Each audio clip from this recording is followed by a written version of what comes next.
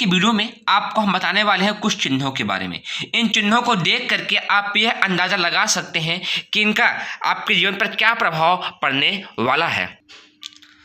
तो जैसा कि आप देख रहे हैं, कोण, त्रिभुज, गुणक, जाल, दाग, नक्षत्र, द्वीप और समकोण, ऐसे कुल 8 तरीके के दाग आपके हाथों में देखने को मिल जाएंगे।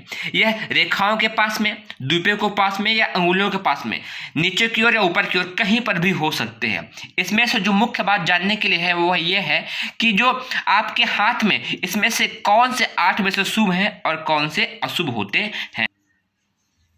तो जैसा कि आप देख रहे हैं, नक्षत्र, द्वीप, समकोण, कोण और त्रिभुज, यह 5 अत्यंत ही शुभ माने जाते हैं। यह हाथ की रेखाओं पर जहां पर भी होंगे वहां पर शुभ संकेत लेकर के आएंगे, शुभ फल लेकर के आएंगे और भाग्योदय लेकर के ही आएंगे। उनके जीवन में आपको स्पष्ट देखने को मिलेगा, बशर्ते आपको देखने आना चाहिए। जैसे कि मानिए समकोण शुभ होता है और समकोण की पहचान क्या है, तो आप इन रेखाओं को देख करके आप समझ सकते हैं कि इनकी पहचान क्या है। सब चिन्ह के नाम लिखे हुए हैं, उनके बगल में वो कैसे दिखते हैं लिखे हुए हैं। तो यदि आपको समकोण जीवन रेखा के यहाँ पर देखने को मिल रहा है शुरुआत की एज में ही, तो आपको 20 साल 25 साल की एज में इस तरीके से आप हर रेखाओं को 4 भागों में बांट करके यह अंदाजा लगा सकते हैं कि उस चिन्ह का फल जीवन की किस आयु में मिलने वाला है। मस्तिष्क रेखा में है तो बुद्धि को प्रखरता लेकर के आएगा, जीवन रेखा में है तो स्वास्थ्य जीवन प्रदान करेगा, सुखमय जीवन प्रदान करेगा और कई तरीकों के भाग्योदय को लेकर के आएगा। इसके अलावा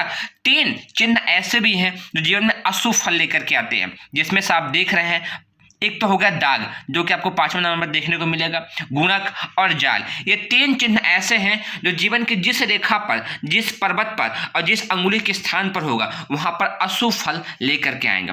जैसे कि आप देख रहे हैं यहाँ पर जाल है, जालनुमा चिन्ह कैसा होता है, यदि वो कहीं पर भी कटा फटा या ऐसे चौकोर में बना हुआ दिखाई देगा तो वह वहां प्रभाव लेकर के आएगा।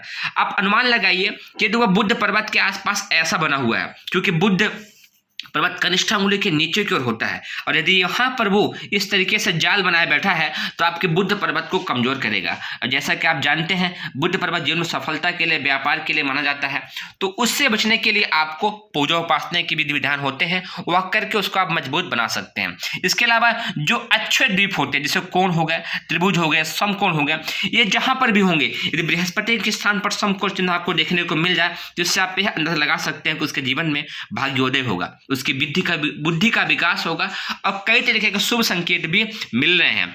अर्थात इन 8 चिन्हों, जो चिन्ह तो बहुत सारे होते हैं पर इनमें से 8 मुख्य चिन्ह होते हैं जिनको देख करके आप जीवन में शुभ या अशुभ फल को दृष्टिगोचर होते हुए स्पष्ट रूप से उसके जीवन में देख सकते हैं। जो कि आप जानते हैं, 5 अंगुलियों, सारे पर्वतों और रेखाओं और मणिबंध को मिला करके यह 8 चिन्ह कहीं पर भी हो सकते हैं। जहां पर भी होंगे वहां पर अपने शुभ या अशुभ फल दृष्टिगोचर करेंगे। जानने के बाद मुख्यतः यह थी कि 5 कौन से शुभ होते हैं आपको हमने बता दिया, और कौन 3 अशुभ होते हैं वह भी हमने आपको बता दिया। इनको आप तरीके से देखें, समझें और समझ जाएं। अब जैसे आप समझिए कि हमने कहा ये जो कोण होता है वो शुभ होता है। कोण किस तरीके से आपको हाथ में देखने को मिल जाएगा वो देख लिया। अब वो देखने के पश्चात वो जहां पर भी होगा, सूर्य के स्थान पे होगा, शनि के स्थान पे होगा, मस्तिष्क रेखा में होगा या फिर हृदय रेखा में होगा, जहां पर भी होगा वह अपने अत्यंत शुभ फल को दृष्टिगोचर करेगा। उसके अलावा दाग, जाल और गुणक, ये जहां पर भी होंगे अशुभ फल दृष्टिगोचर होंगे।